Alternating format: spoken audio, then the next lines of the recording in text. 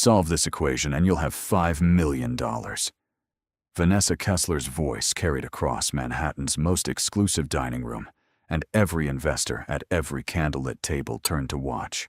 She let the marker fall from 2 fingers, as if handing it to him directly might soil her, and it struck Owen Whitfield in the chest before dropping into his calloused palm.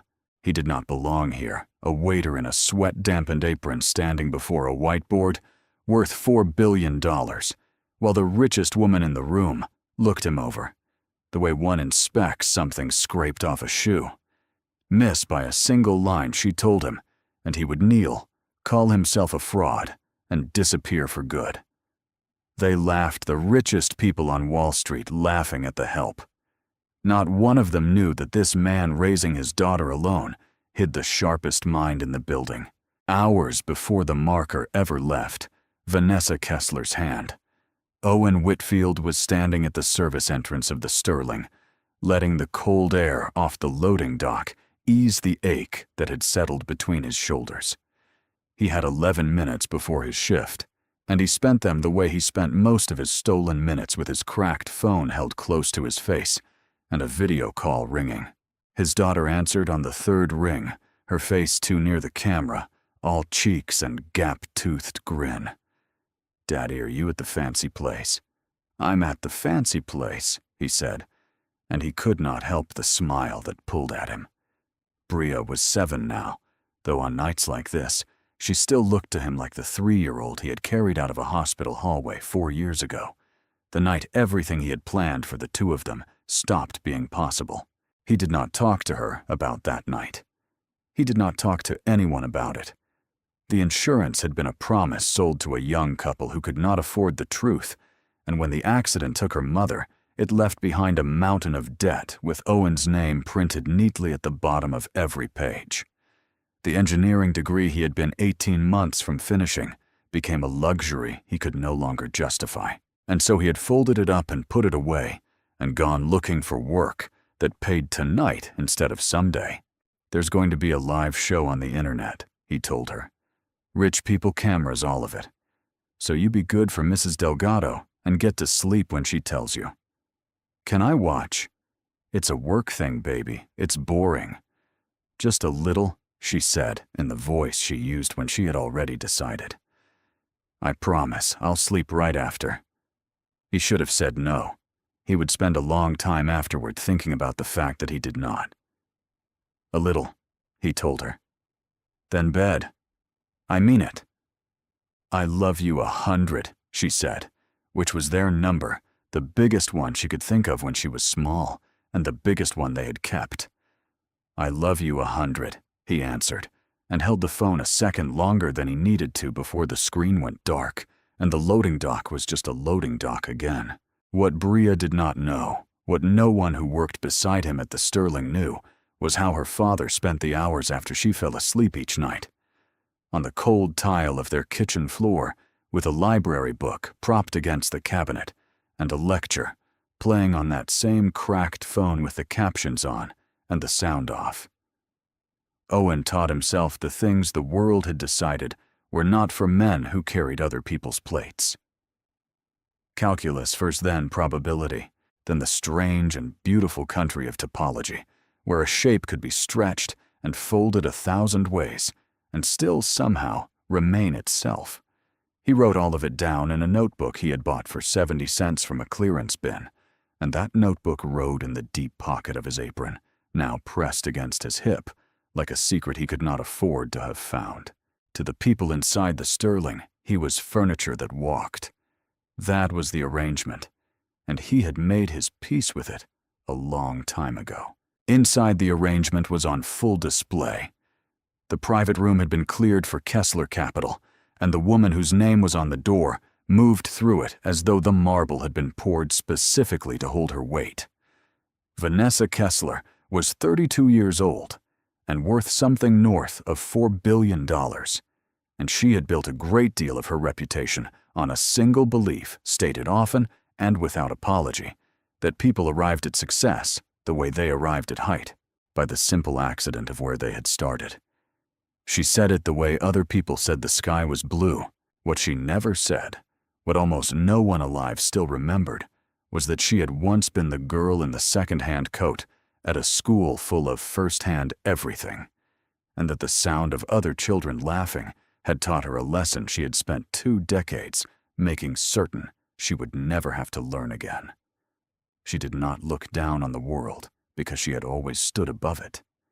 She looked down because she could still feel in a place she never let herself touch, exactly what it was to be beneath. Tonight she was raising money, and she was very good at it.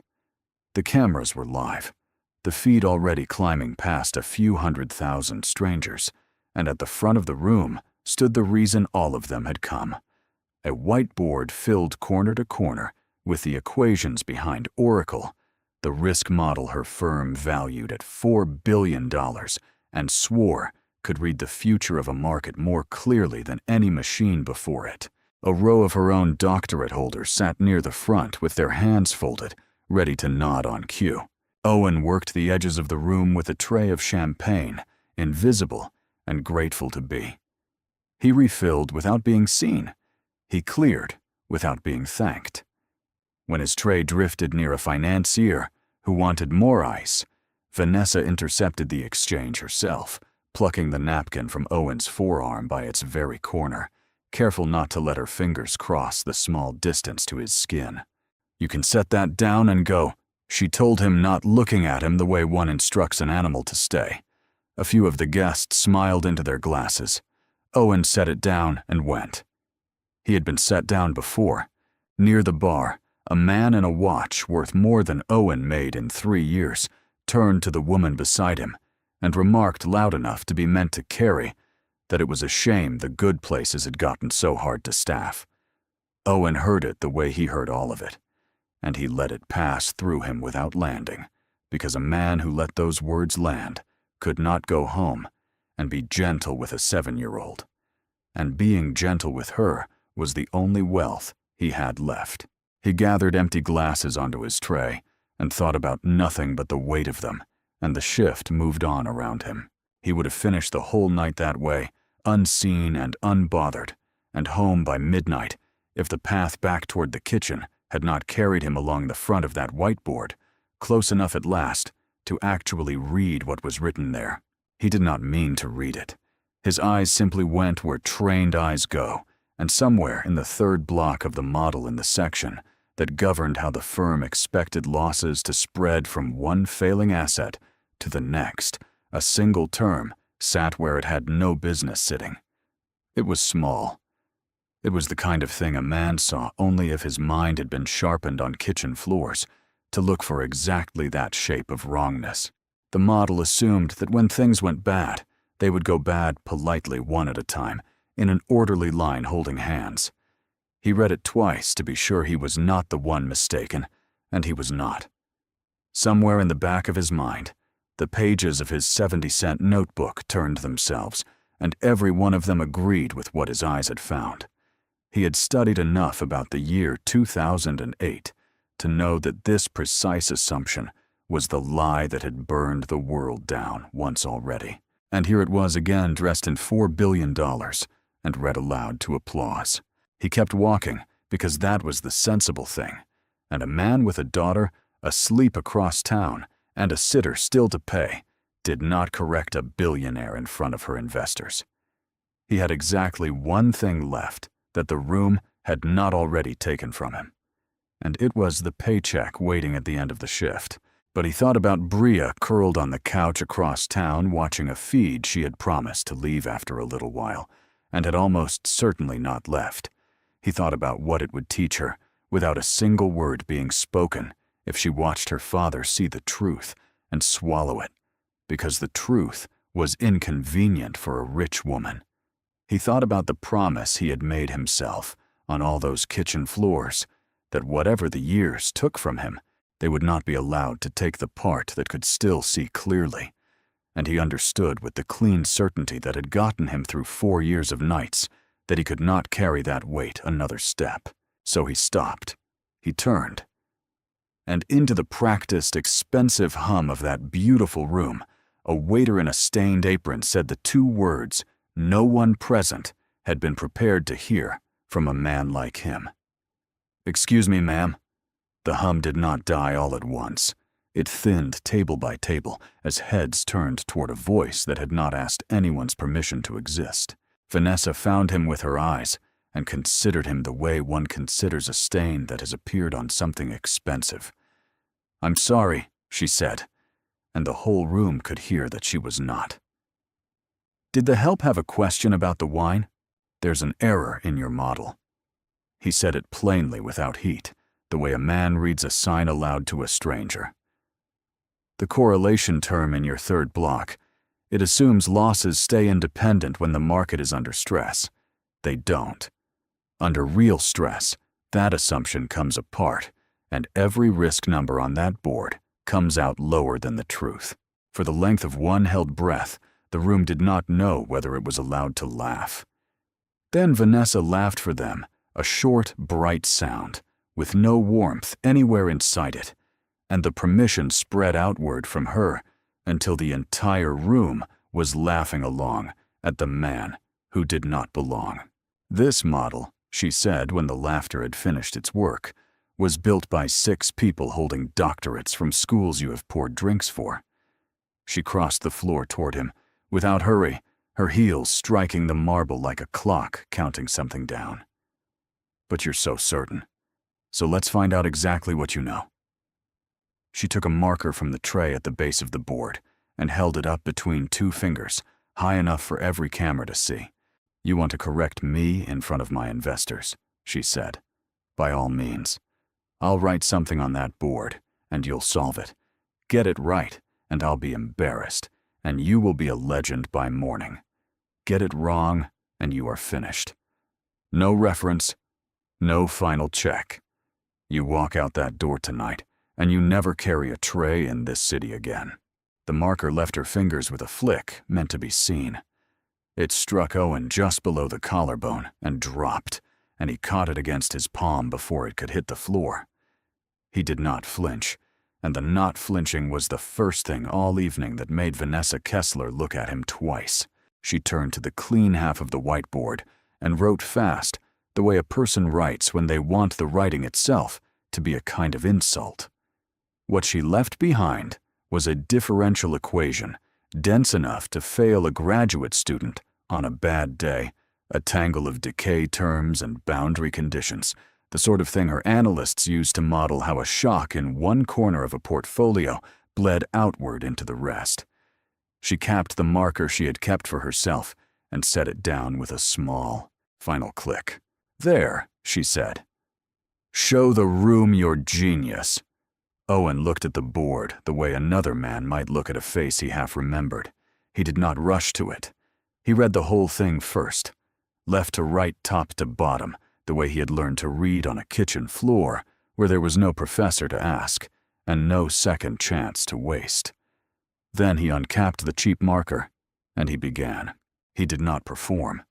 That was what unsettled the room more than speed would have.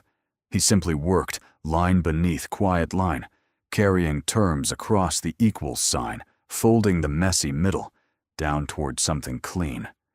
There was no flourish in it, no showman's glance back at his audience, just a man and a problem, and the small scratch of a marker in a room that had gone unaccountably quiet. The people who had laughed a minute ago leaned forward without deciding to. A hedge fund manager near the front stopped chewing the ice in his glass. A woman in a dress worth a year of Owen's rent set her champagne down so its stem would not click against her ring and give her away. Somewhere in the back, a phone was lifted to film a waiter doing arithmetic, and the number watching from home ticked upward, and none of them yet knew what they were watching. Owen reached the place where the equation was supposed to resolve, and instead of resolving it, he stopped and drew a small circle around a single constant buried in the third line of her own handwriting. "This," he said, and for the first time he turned to face the room instead of the board. "Your decay constant. You've set it high. Much too high. A number this size makes a shock fade out fast, like a stone dropped in a pond with no ripples. It makes the whole model look calm." He tapped the circle once. But markets under stress don't go calm. Set this the way the real world sets it, and the risk you're selling these people quadruples. It was not the equation he had solved that landed in the room. It was the second error, the one nobody had asked him to find, sitting there in her own model, like a lie she had written in her own hand. For a moment, no one moved. Then a heavy gray-haired man rose from the best table in the room, a man the others quieted around without being told to, and crossed to the board with a pair of reading glasses already coming out of his breast pocket. His name was Calloway, and he had put more money into more funds than most of the people in that room would earn across their lives. And when Calloway checked a number, the number stayed checked. He read Owen's work. He read the constant. He looked at the original page of the Oracle model still glowing on the screen behind them, and he did the comparison slowly, twice the way careful men do things that are about to cost someone a great deal of money. "He's right," Calloway said. He did not say it to Owen. He said it to Vanessa, and he said it the way a man closes a door. "The constant's inflated. Your downside is bigger than your book says it is."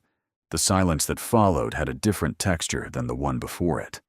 It was the silence of money recalculating itself. Every investor in that room had moments ago been on the edge of writing Kessler Capital a check, and every one of them was now quietly subtracting a waiter's correction from the number they had come prepared to trust. Owen set the marker down on the tray, and the small sound of it carried farther than any speech could have. Vanessa recovered the way people who have never been allowed to fall recover fast and badly. "It's a rounding choice," she said, and her voice climbed half a step without her permission. "A single conservative constant. Anyone reading closely would catch it. It changes nothing about the architecture of the model, which took a team of doctorates a year and a half to. It changes what you owe your investors," Calloway said, and sat back down. Owen said nothing. He had learned long ago that when you are right, the surest way to look wrong is to gloat about it. And so he only stood there with his cheap marker and his stained apron and his terrible, dangerous calm, while the most powerful woman in the room heard her own voice betray her in front of 500,000 strangers. That more than the constant, more than Calloway, was the thing she could not survive. She had spent her whole life making certain that no room would ever again get to watch her be small. And here was a room, and a camera, and a waiter, and the oldest feeling she owned rising up her throat like water. So she did what people do when the honest move is to stop, and the only move left to pride is to double everything. "Fine," she said, and now the smile was back, but it was a stretched thing, a smile pulled over something that had cracked. "A constant. One number. You want to tell this room you understand my model better than the people I paid to build it." She swept an arm toward the screen where the full document waited. "Then prove it. All of it. 17 pages. Every equation, every assumption, top to bottom, live right now." She let the number hang, and then she made it real for the cameras. "You'll have 45 minutes, she said. "Get through the whole thing without a single mistake, and I will write you a check for $5 million tonight in front of every person here. But if you miss anywhere, one line, you get down on your knees. You tell all these people and everyone watching that you are a fraud who got lucky, and you walk out of my sight forever." She picked her own marker back up and clicked it once, like the cocking of something. "Do we have a bet?" The room understood all at once what it had become part of. This was no longer a woman correcting a waiter.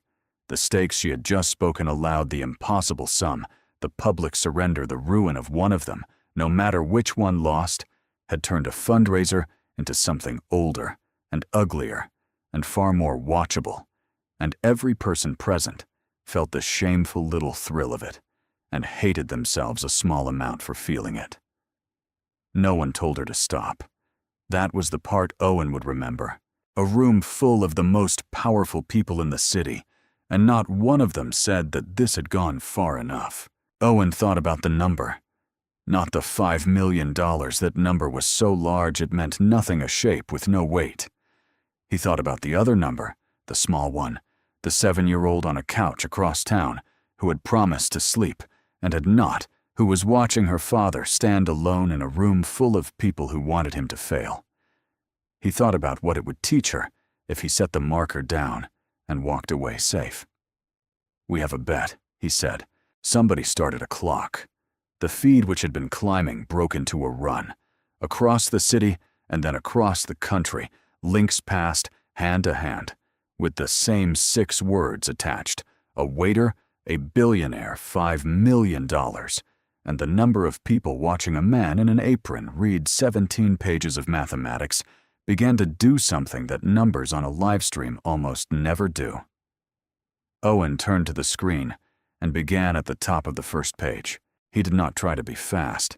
Speed was how you missed things, and missing one thing tonight meant kneeling. So he read the way he had taught himself to read, building the whole structure in his mind, before he trusted a single piece of it, what each page assumed what it borrowed from the page before, where the weight of the thing finally came to rest. He talked as he went plainly so the room could follow, turning their $4 billion cathedral of symbols into sentences a person could actually hold. Page after page, he found the small sins. First, an assumption that 2 things would always move together when the world had shown again and again that they came apart at the worst possible time. A tale cut short. So the ugliest outcomes simply vanished off the edge of the math, a data window drawn just narrow enough to leave out the last time everything had gone wrong at once. Each time he found one, he named it, plainly marked it, and moved on without triumph. And each time he did, one more head at one more table stopped believing the thing it had walked in, believing. Then, near the middle of the document, he found the beam the whole building rested on, and he stopped and looked at it for a long moment. "Here," he said quietly. "This is the heart of it. You've priced the risk of everything failing at once, using a Gaussian copula." He let the phrase sit, then translated it before anyone could feel stupid. It's a formula that decides how likely it is that a lot of things go wrong together instead of one at a time. It's elegant, it's easy, and it is precisely the tool that told the whole financial world in 2008 that a nationwide housing collapse was so unlikely it wasn't worth pricing. He turned to the room. "It was wrong then. It's wrong here. You've built a machine to see the future out of the one part that lied to us last time. The room, which had a great deal of money in it, and therefore a great deal of memory, understood that one. Even the people who could not have defined a copula remembered the year he had named and what it had done to their fathers' firms and their own first bonuses. Watching from the head of the room, Vanessa Kessler felt the floor of her certainty tilt. She had expected him to drown by page 3. She had chosen the challenge precisely because it could not be survived, because 45 minutes and 17 pages and a running clock were exactly the kind of wall that a self-taught man in an apron threw himself against and broke on. And the breaking was supposed to be the point, the lesson, the proof of the one thing she had built her whole life around believing. Instead, he was walking through her firm's masterwork like a building inspector, through a house he already knew was condemned, and the number on the screen at the back, the audience number, the one she actually cared about, was past a figure she had never touched in her life and still climbing. Strangers were arriving by the thousand to watch her lose. She could feel each one of them like a hand on her collar. She did the arithmetic that fear does. If he finished, and if he finished clean, then everything on that board, and everything with her name on it, changed shape in front of the only people whose opinion had ever kept her safe. She looked at the clock. More than half the time was already gone, and he had not slowed, and he had not stumbled, and the honest part of her already knew how this ended, if she let the clock alone run it. So she did not let it.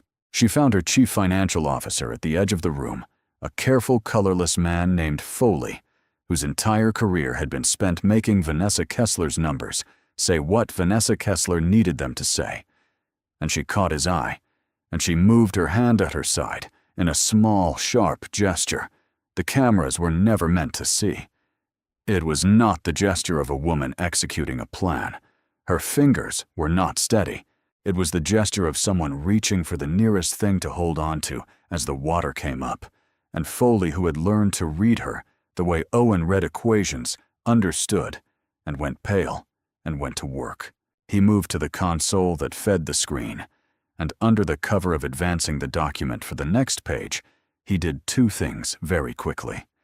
He swapped the order of 2 pages, and inside one of them, he changed a value, a single anchoring number that the surrounding math leaned on so that everything Owen had built in his head up to that point would suddenly quietly stop fitting together. Owen felt it before he understood it. He reached the next page, and the shape of it was wrong against the shape in his mind, the way a stair is wrong when it is a half-inch shorter than the ones below it, and your whole body knows before your thoughts catch up. A lesser reader would have kept going and let the error compound until it buried him. Owen stopped. For several seconds he simply stood, marker down, eyes moving over the screen, and the room held its breath and mistook his stillness for defeat. Vanessa's stretched smile came back, but Owen wasn't lost. He was doing the hardest thing a mind can do under a running clock and a watching world. He was throwing away everything he had built and starting the scaffolding again from the ground, refusing to trust a single number until he had re-derived where it had to come from. On the kitchen floor, there had been nights like this, too. Nights when a proof he had spent a week on collapsed at the last step, and he'd had to choose between quitting and beginning again at midnight, with a child's school morning bearing down on him. He had learned then what most people never have to learn, that the mind does not break where you expect it to, that it can be rebuilt faster the second time if you keep your fear on the far side of the door. It cost him. He could feel the minutes going, could feel them like coins spilling out of a torn pocket, and he let them go because a fast wrong answer tonight ended with his knees on marble in front of his daughter.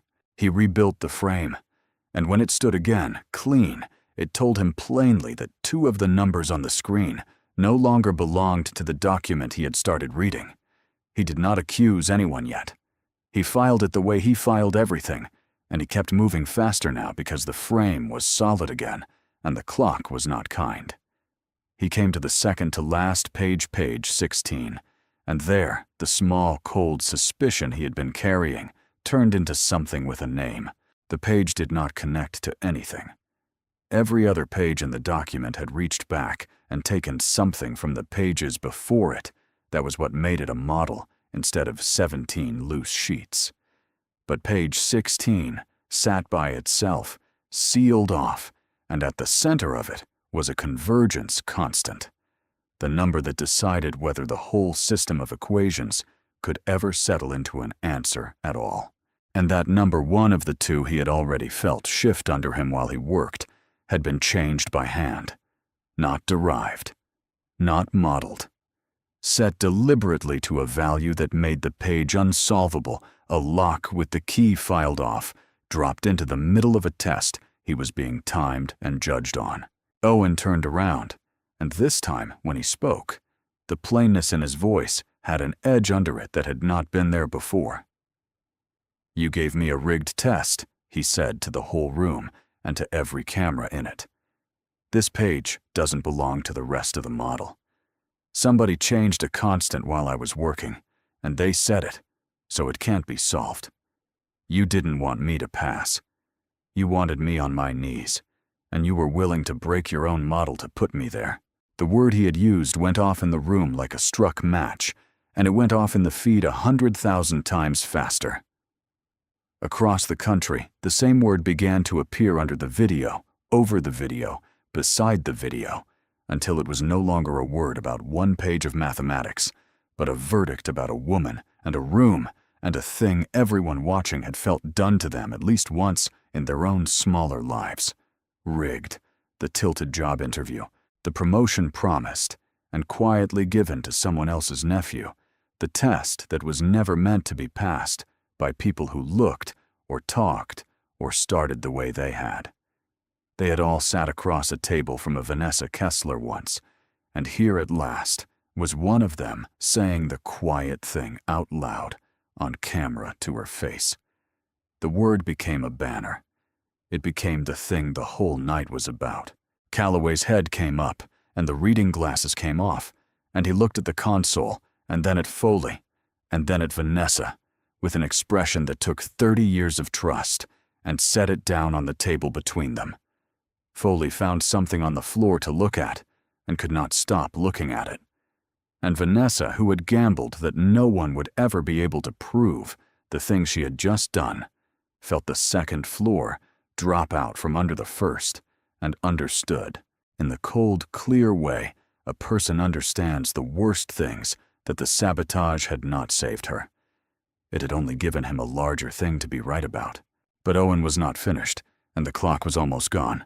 He turned back to the board, and in the last stretch of time on that running clock, he did the thing that no one, not Vanessa, not Calloway, not the 500,000 strangers leaning toward their screens, had thought was still possible. He did not demand the page be fixed.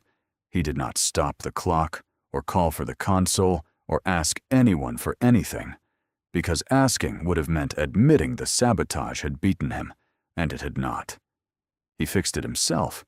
He read the structure of everything around the broken page, the way each surrounding equation reached toward the same missing value, like plants leaning toward a light they could no longer see, and from that leaning he worked backward to the only number that constant could ever have been before a frightened hand reached in and broke it. He wrote it in. He restored the lock's true key, and with it, back in place, the sealed page swung open beneath his marker, and the last of the mathematics fell into line, term after term after term, and resolved clean complete in the final seconds before the clock ran out. He set the marker down. For one heartbeat, the room was his. He had done it. He had read their cathedral end to end, named its lies, survived their sabotage, and solved the unsolvable page they had planted to bury him, live with a child, watching on the largest stage of his invisible life. And then Vanessa Kessler stood up. She did not congratulate him. She could not. To congratulate him was to kneel herself, and everything in her had been arranged for as long as she could remember around never having to kneel again. So she reached for the only weapon a cornered, powerful person has left when they have run out of true ones, and she turned it, and she pointed it at him. He cheated, she said loud fast, before the room's admiration could set. He rewrote the page. You all saw it. He changed my model's numbers with his own hand. That's not a solution, that's tampering. She turned wild now to the edge of the room, where the restaurant's floor manager stood frozen. Prescott, this man is an employee of this establishment, and he has interfered with a private client's property in front of 100 witnesses. Remove him. Now, or I promise you this is the last night the Sterling ever hosts anyone worth hosting. And the manager, a decent enough man with a mortgage and a staff of 40, and no camera on his own life, looked at Owen and looked at the woman who could end the Sterling with a phone call, and made the choice that men in the middle make. Owen, he said, quietly, unable to hold the man's eyes.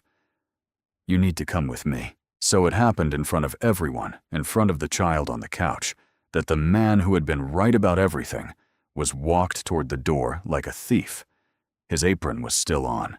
His 70-cent notebook was still in the pocket of it, pressed against his hip. The $5 million evaporated. The check was never written. The room that had leaned toward him a minute ago now looked away, ashamed of itself in the useless way rooms are, and let him go. Calloway half rose from his chair, an old man's protest forming on his face.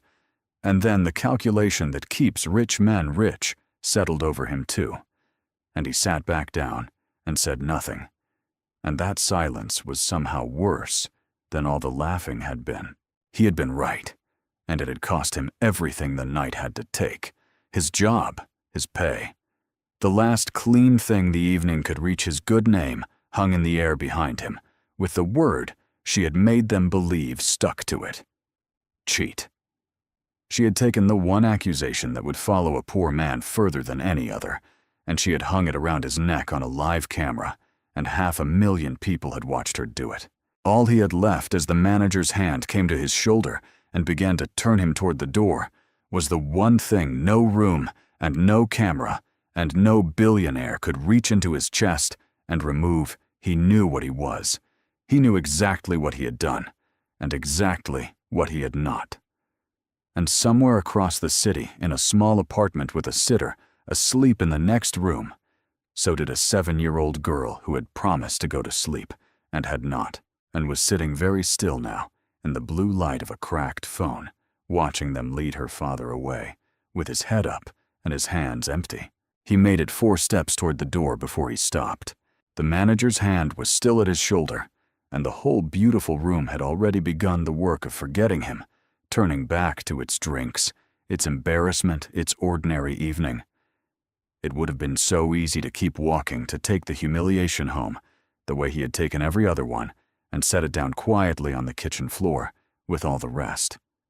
A poor man learns early that the cost of demanding justice is almost always higher than the justice is worth, but he thought of the phone across town, the cracked screen, the small face behind it, and he understood that if he walked out that door with the word cheat hung around his neck, then that was the lesson she would keep.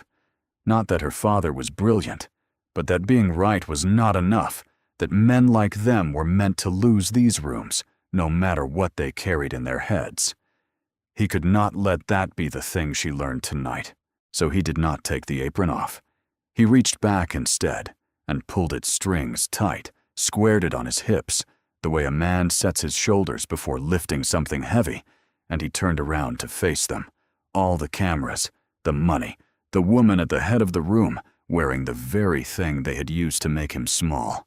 "I'll take any test you want," he said, and his voice carried now without him raising it. "But not one of hers. She's shown you what her tests are worth. Let someone else in this room, anyone who actually knows the mathematics, put a problem in front of me. Something she can't touch. Something new. If I'm the fraud she says I am, that's how you'll find out." His eyes went to the whiteboard, still crowded with the 17 pages he had already survived. "I didn't cheat. I don't need to. Give me a fair one and watch." For a moment the challenge simply hung there, and no one moved to take it. Then from a table near the middle of the room, a woman rose. She was not dressed like the others. There was chalk, almost in the way she carried herself, the plainness of someone who had spent her life in rooms where ideas mattered more than the price of the chairs. Her name was Eleanor Voss, and she held a chair in mathematics at MIT, and she had come tonight only because a former student had begged her to see the risk model everyone was talking about. She had watched the whole thing without saying a word. Now she walked to the board, took up the cheap marker Owen had set down, and cleared a space with the side of her hand. "I don't care about her equations," Dr. Voss said to Owen and to the room. "I care about this." What she wrote was not a risk term or a decay constant. It was a topology problem, a question about the shape of things, about whether a certain kind of surface could be smoothly deformed into another without ever being torn. She wrote it out fully, every condition, and then she set the marker down and looked at him with something that was not cruelty and was not pity, but was for the first time all night respect held in reserve. "My group has been working on this for 3 years, she said. 4 of us, all with doctorates, all of whom you have apparently been serving drinks. We have not solved it. I'm not asking you to solve it either. I'm asking you to show me you understand what you're looking at." The room did not laugh this time. It had learned better. Owen stepped to the board and read what she had written, and the reading took him somewhere the last hour had not. This was not a lie to be caught, or a sabotage to be undone? This was a real question, an honest one, the kind he had fallen in love with on a cold kitchen floor, precisely because it did not care who he was. He thought of the thing he had told his daughter about topology once, in words a small child could hold, that it was the study of what stays true about a shape, no matter how much you bend it. And somewhere in that old patient part of his mind, a door he had never noticed before came open. He did not claim to solve it. He was too honest for that, and too good. What he did instead was pick up the marker and show them where the door was. "You've all been coming at it from the outside," he said, working as he spoke, sketching not a full proof, but the frame of one, the shape of an approach, trying to force the two surfaces to match, feature by feature. That's why it won't move. You're fighting the whole thing at once. He drew a second figure beside the first cruder, stripped down to almost nothing. But you don't have to. If you let go of the metric here and treat it as a problem of what's connected to what, instead of what's shaped, like what the obstruction you keep hitting stops being an obstruction. It turns into the thing that carries you across. He stepped back and underlined a single relation. "I can't finish it tonight, but the wall you've been hitting for 3 years isn't a wall. You've been standing on the wrong side of it." Dr. Eleanor Voss came forward slowly and read what he had drawn, and the room watched a mathematician's face. Do the thing mathematicians' faces almost never do in public. Her hand rose to her mouth. She traced his figures once, with a fingertip not touching the board, and when she turned around, her eyes were bright in a way that had nothing to do with the cameras. "In 3 years," she said, and her voice was unsteady in the way of someone who has just seen further than she expected to. "None of us thought to let go of the metric, not one of us. It never occurred to us to ask the question that way." She looked at him at the apron at the calloused hands, and then she said the thing that mattered. "That is not a trick. That is not luck. That is a way of seeing that I have been trying to teach graduate students for 20 years and cannot." "Where did you study?" "I didn't," Owen said. "I never went to college. I read library books on my kitchen floor after my daughter went to sleep." Later that sentence, "I never went to college," would be the 4 words that traveled furthest, clipped out of the stream, and passed from screen to screen until tens of millions of strangers had heard a waiter say them. But in the room, in the moment, they landed differently. They landed as the truth finally set down whole in front of everyone who had spent the night believing its opposite. Dr. Voss did not offer him a job the way the rich offered things as a favor from above. She offered it as an equal, correcting an obvious error in the world. "There is a fully funded place in my department," she said, "and it is yours if you want it. I would be embarrassed to let a mind like this stay out in the cold one more night because the world couldn't be bothered to look at it." The room came to its feet. Not politely. All at once, the way people stand when something has happened that they will tell their grandchildren about, and the applause rolled up around a man in a stained apron who had an hour ago been furniture that walked. It was into that noise that a quiet man in a well-cut suit made his way toward the front, and he was not applauding. He had been at the best tables all evening, and he was a securities attorney named Delaney. And when he reached the space beside Vanessa Kessler, he spoke to her low, though not so low that the nearest cameras missed it. "Vanessa, you made an offer on a live broadcast in front of several hundred witnesses and a recording that already exists in 100,000 copies. He met the terms. That's an enforceable promise, and you know it." His voice did not rise. It did not need to. And that's the small problem. The large one is the page your people altered. You changed a figure that hides risk in a model you were using to raise money in this room tonight. Think very carefully about being the woman who refuses to pay, and is also the woman who did that. There is a version of tonight that ends with you writing one check, and there is a much worse one. Vanessa Kessler did not answer him at first. She was looking at Owen. She looked at the apron pulled tight like armor, at the hands that had built something out of nothing, but time stolen from sleep. And the thing that broke in her was not her pride, though her pride went too. It was older than that. For one terrible clarifying moment, she was not a billionaire looking at a waiter. She was a girl in a second-hand coat, looking at another child the whole school had decided did not belong, except this time, she was on the wrong side of the laughing. And she finally understood all the way down that everything she had done to this man tonight, she had done because he reminded her of the one person she had spent 32 years running from, herself. The version of her that had never been allowed a fair test either. She took the checkbook from her bag with a hand that was not entirely steady, and she wrote it there in front of all of them, $5 million, and she carried it to him herself. She did not throw it. She held it out the ordinary way, the way you hand something to a person. And when he took it, she said the only true thing she had said all night. "I underestimated you," she said. And beneath the words, only for him, was the rest of it, the part she could not say out loud, and I know exactly why. Owen took the check and folded it once and put it in the pocket of his apron next to the 70-cent notebook, and he did not gloat because he never had. He walked out of the Sterling a different way than he had almost walked out of it.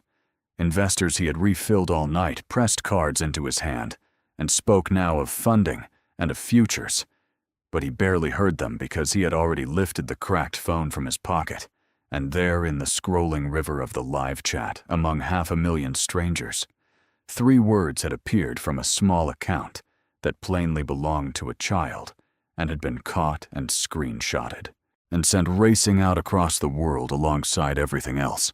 "That's my dad." He called her before he reached the street.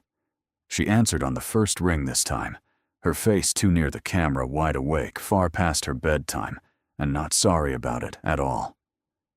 "You were supposed to be asleep," he said, and he was laughing and something else at the same time. "I love you 100, she told him, which was still their number, still the biggest one either of them needed. 6 months later, in a lecture hall at MIT, a man sat in the front row, wearing not an apron, but the plain coat of a research fellow, taking down a proof in careful hand. Dr. Voss's problem had a name in the department now, and a first real path toward its answer, and the path had his fingerprints on it. He had a stipend, a small apartment with a window, and a daughter who did her homework at the same table where he did his. But the notebook open on his knee was not new. It was soft at the corners and held together with a rubber band bought for 70 cents from a clearance bin a lifetime ago, and he had never once thought of replacing it. It had been with him on the kitchen floor and in the cold and in the room where everything changed, and it was with him, still proof, written in his own cramped hand, that a mind does not ask the world's permission to be what it is, and that no one, not a billionaire, and not a whole room of them, gets to decide who is allowed to see clearly.